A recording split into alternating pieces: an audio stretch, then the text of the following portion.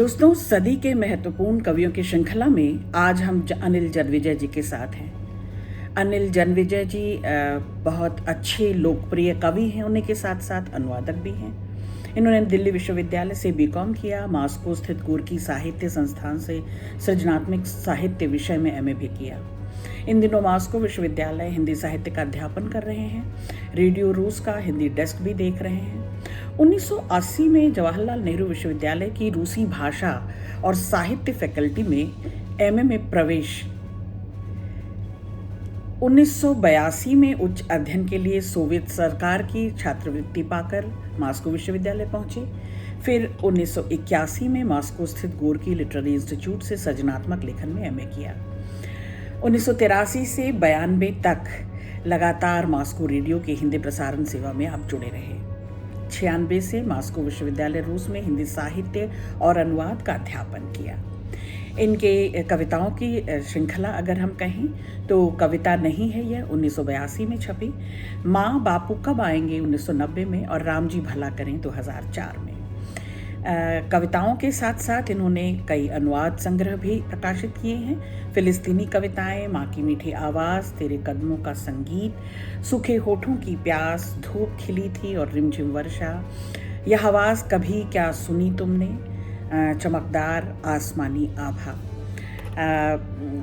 अनिल जन्मेजय जी के साथ आज हम उनकी 5 कविताओं के साथ हैं। दोस्तों, उन 5 कविताओं के साथ साथ हम उनकी न केवल रचनात्मक यात्रा करेंगे बल्कि उनकी कविताओं में जो संवेदन संसार पसरा हुआ है, जो अनुभूतियाँ पसरी हुई हैं और जो स्मृतियाँ उनकी हमें समृद्ध करती हैं, आज हम उन पर भी बात करेंगे। पहली कविता है माँ के बारे में। माँ तुम कभी नहीं हारी, कहीं नहीं हारी, जीतती रही अंत तक निरंतर, कच कच कर टूट कर बिखरते हुए, बार बार गिर कर उठते हुए, घमासान युद्ध तुम लड़ती रहीं द्वंद्व के अनंत मोर्चों पर, तुम कभी नहीं डरी, दहकती रहीं अनबुझ सफेद आग बन लहकती रहीं, तुम कभी नहीं डरी, दहकती रहीं अनबुझ सफेद आग बन लहकती रहीं, तुम्हारे भीतर जीने की ललक चुनौती बनी रही, तुम जुल्मी दिनों के सामने चक्की की तरह घूमते रहे, दिन रात पिसती रही तुम, कराही नहीं, तड़पी नहीं, करती रही चुपचाप संतापित संघर्ष जब तक तुम रही, फिर एक दिन तुम आसमान में उड़ी, उड़ती रही, बढ़ती रही, अनंत को चली गई, खो गई।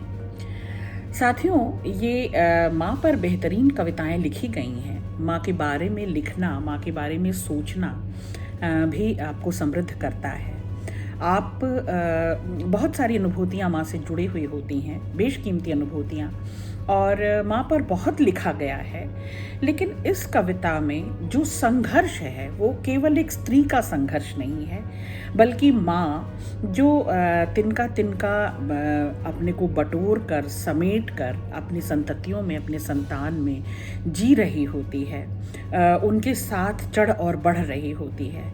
वह माँ जो अनंत संघर्ष से जूझते हुए गृहस्थी के तमाम उठापटक को संभालते हुए अपनी संततियों को और उनके सपनों को, उनकी उम्मीदों को, उनकी इच्छाओं को और उनकी उड़ान को परवाज़ देती रही है। तो माँ स्थूल से सूक्ष्म होती हुई जब माँ नहीं रही तो वे चुनौतियाँ बरकरार थीं, लेकिन उन चुनौतियों के लिए हम सामना कर रहे थे। माँ ही नहीं, माँ चाकी के साथ, माँ बहन के साथ, माँ मूसल के साथ जिस जीवन यापन में लगातार रही, जुड़ी रही, माँ ने अपने को महीन किया पीस पीस कर, माँ खुद को खर्च करती रही। तो उन सुधियों, उन स्मृतियों को अनिल जन्मेजय याद करते हैं। बेशकीमती सुधियाँ रही वे, और वे ये कहते हैं कि कोई ऊह नहीं, कोई आह नहीं, कोई कराह नहीं। माँ ने कभी कोई किसी संताप के बारे में, किसी शिकायत या शिकवा के बारे में, कभी अपने संततियों को क्या, अपने आसपास को, अपने संबंधी नातेदारों को कभी उस बारे में कोई अपनी संघर्ष गाथा नहीं कही। संघर्ष वही बेहतरीन और बेशकीमती माना गया अनिल जन्मविजय जिसे आज याद कर रहे हैं, माँ को सुधियों में याद कर रहे हैं और माँ की स्मृतियों से, सुधियों से अपने अनुभव संसार को सजा रहे हैं, समृद्ध कर रहे हैं कि माँ कभी तड़पी नहीं, कराही नहीं। और माँ जब स्थूल से सूक्ष्म हो गई, जब अनंत में खो गई, जब आग हवा पानी हो गई, जब सब तरफ पसर गई, तब भी उसका वो संघर्ष और उसकी वो संघर्ष यात्रा हमें आज भी समृद्ध करती है। बेहतरीन कविता। दूसरी कविता है कविता नहीं है यह। कविता नहीं है यह बढ़ती हुई समझ है एक वर्ग के लोगों में दूसरे वर्ग के खिलाफ। कविता नहीं यह आंखों में गुनगुना समंदर है, निरंतर फैलता हुआ चुपचाप खौल जाने की तैयारी में। कविता नहीं है यह बंद पड़पड़ाए होठों की भाषा है, लहराती झिलमिलाती हुई गतिमान बाहर आने की तैयारी में। कविता नहीं है यह। कविता नहीं है यह चेहरे पर उगती हुई धूप है, तनी हुई धूप बढ़ती ही जा रही है अंतहीन। छिली हुई चमड़ी की फुसफुसाहट है, कंकरीली धरती पर घिसटती हुई तेज शोर में बदलती हुई। कविता नहीं है यह। पसीना चुआते शरीर हैं, कुदाल और हल लिए जमीन गोड़ने की तैयारी में। कविता नहीं है यह। मजदूर के हाथ में हथौड़ा है, भरी हुई बंदूक का घोड़ा है।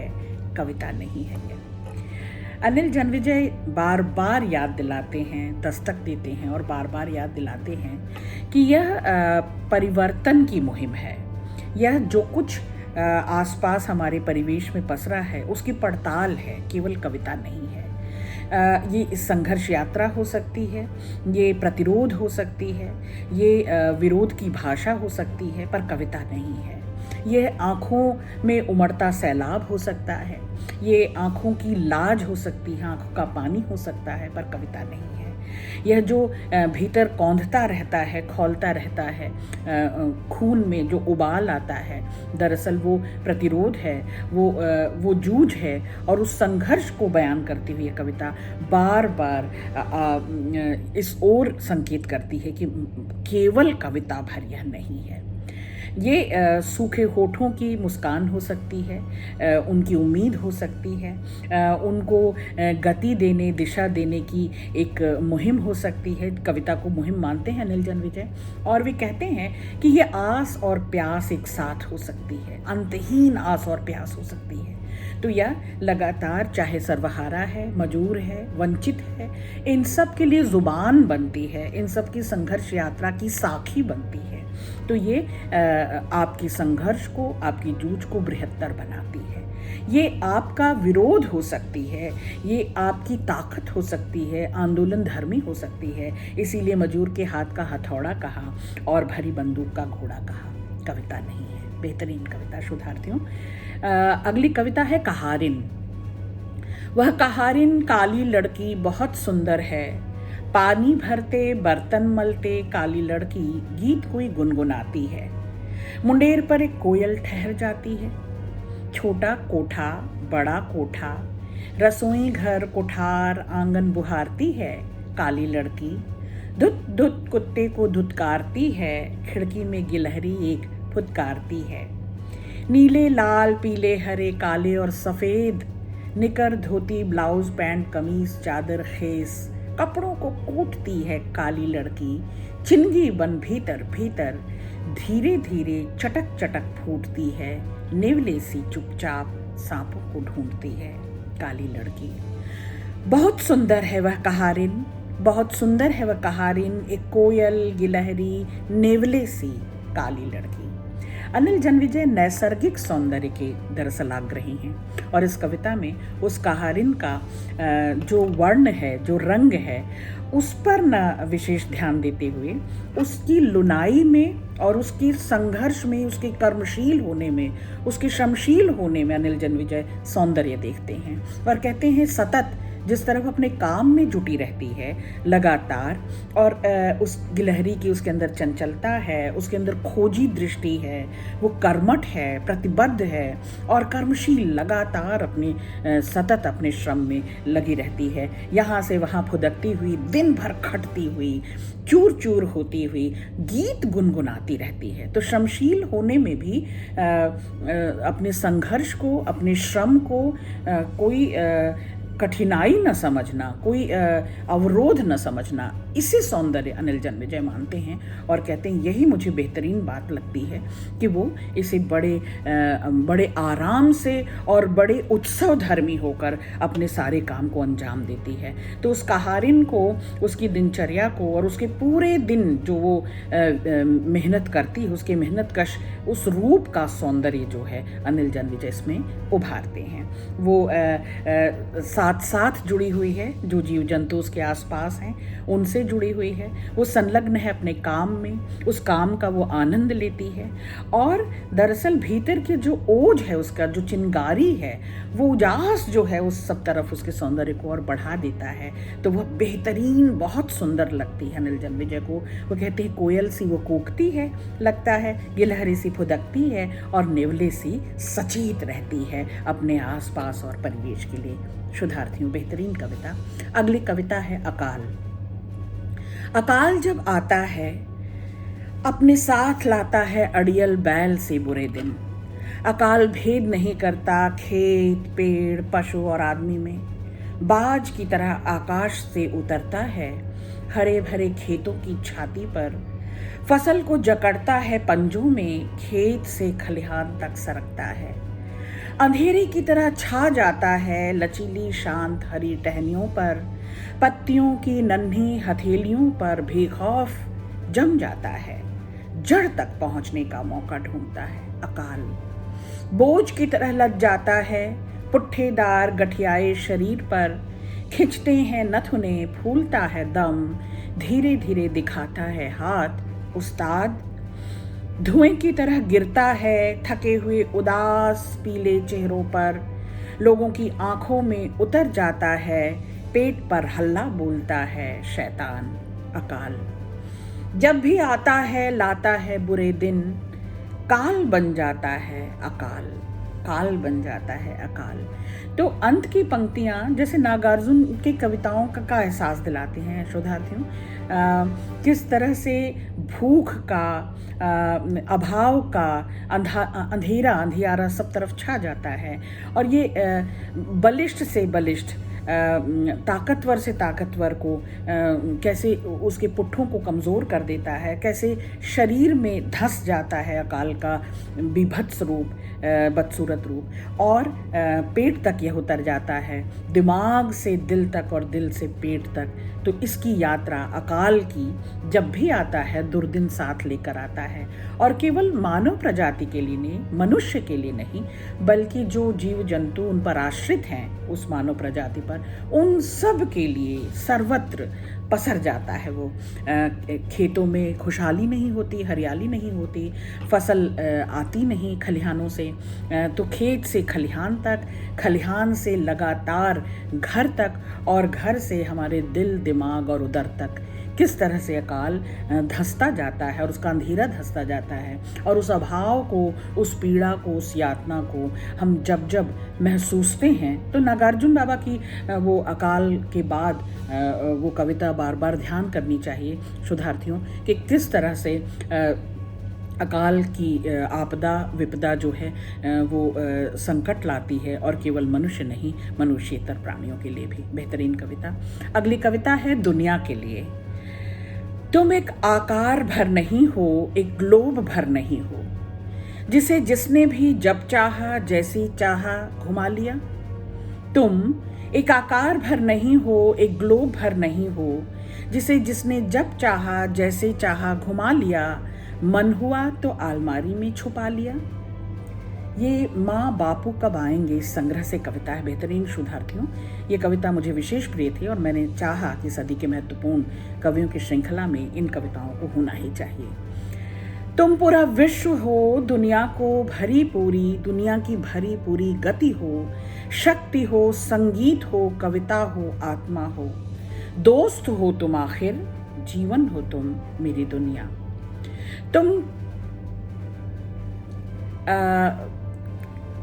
इस कविता को एक दफा और पढ़ते हैं। तुम एक आकार भर नहीं हो, एक ग्लोब भर नहीं हो तुम, जिसे जिसने भी जब चाहा जैसे चाहा घुमा लिया। मन हुआ तो अलमारी में छुपा लिया। तुम पूरा विश्व हो, दुनिया हो भरी पूरी, गति हो, शक्ति हो, संगीत हो, कविता हो, आत्मा हो, दोस्त हो तुम आखिर, जीवन हो तुम मेरी दुनिया हो। तो दुनिया ये सिमट कर दिल का रास्ता हो सकती है। ये दुनिया कोई एक रिश्ता हो सकता है जिसे अनिल जन्मविजय ने भरपूर जिया है। भरपूर दुनिया को जिस तरह से अनिल जन्मविजय देखते हैं, और यह जिंदगी में आया हुआ कोई स्मृति चित्र है जो केवल दुनिया को देखने की दृष्टि और वो नज़रिया जो अनिल जन्मविजय के पास है। वे कहते हैं कि भूगोल में लोग तुम्हें ग्लोब में तलाशते होंगे, पर मेरे लिए तो तुम संभावना हो, आशा हो, उम्मीद हो, और समूची सृष्टि का संगीत हो। तो सृष्टि जो भरपूर है, जो गतिशील है, सृष्टि जो शक्तिशाली है, अपने आप में सृजनशील है और उर्वर है, और उसकी उर्वरा शक्ति, उसकी सृजन शक्ति में जो संगीत है, जो रिदम है, अनिल जन्मविजय उसको चिन्हते पहचानते हैं और चिन्हित करते हैं। तो कविता को वो भरपूर शक्ति मानते हैं, वो उर्वर शक्ति मानते हैं, और समूची सृष्टि के समान गतिशील मानते हैं। तो ये बेहतरीन पंक्तियां थी, आखिरी पंक्तियां, इसीलिए मैंने कहा कि इसे दोबारा एक बार पढ़ना चाहिए। दोस्त हो तुम आखिर, जीवन हो। तो ये संगिनी बनना, साथ साथ सहचर होना, चलना, तुम केवल दुनिया भर नहीं हो, दुनिया के लिए ग्लोब भर हो सकता है, लेकिन मेरे लिए तो समूची दुनिया इसी आशा, उम्मीद, संगीत, रिदम, सुर, ताल और लय के साथ है, इसी संभावना के साथ है कि तुम आत्मा हो, तुम मेरे लिए कविता हो, और वह जीवन हो जो सृजनशील है, जो उर्वर है और संभावनाओं से भरपूर है। बेहतरीन कविताएं शुद्धार्थियों, बहुत शुक्रिया।